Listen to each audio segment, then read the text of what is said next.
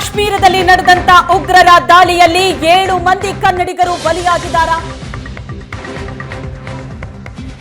ಸುವರ್ಣ ನ್ಯೂಸ್ಗೆ ಉನ್ನತ ಮೂಲಗಳಿಂದ ಸಿಗ್ತಾ ಇರುವಂತ ಮಾಹಿತಿ. ಉಗ್ರರ ನರಮೇಧದಲ್ಲಿ 7 ಕನ್ನಡಿಗರು ಸತ್ತಿರುವ ಶಂಕೆ ಇದೆ.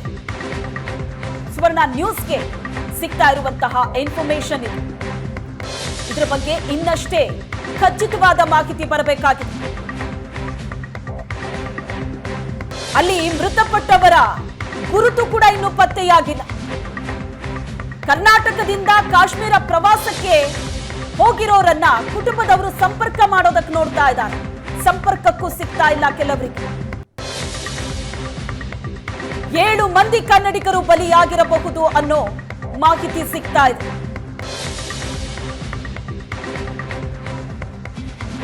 ಇಬ್ಬರು ಬೆಂಗಳೂರಿಗರು, ಓರ್ವ ಚಿತ್ರದುರ್ಗ, ಮತ್ತೊಬ್ಬ ಹಾವೇರಿ ಮೂಲದವರು ಮೃತಪಟ್ಟಿರೋದ್ರ ಬಗ್ಗೆ ಮಾಹಿತಿ ಇದೆ. ಹಾಗೆ ನೋಡಿದ್ರೆ ಪಹಲ್ಗಾಮ್ನಲ್ಲಿ 20ಕ್ಕೂ ಹೆಚ್ಚು ಕನ್ನಡಿಗರು ಇದ್ರಂತೆ. ಇದ್ರ ಬಗ್ಗೆನೂ ಕೂಡ ಕನ್ಫರ್ಮೇಶನ್ ಸಿಗಬೇಕಾಗಿದೆ. ಕೆಲವು ಮೃತದೇಹಗಳು ಇನ್ನೂ ಗುರುತು ಪತ್ತೆ ಆಗಿಲ್ಲ.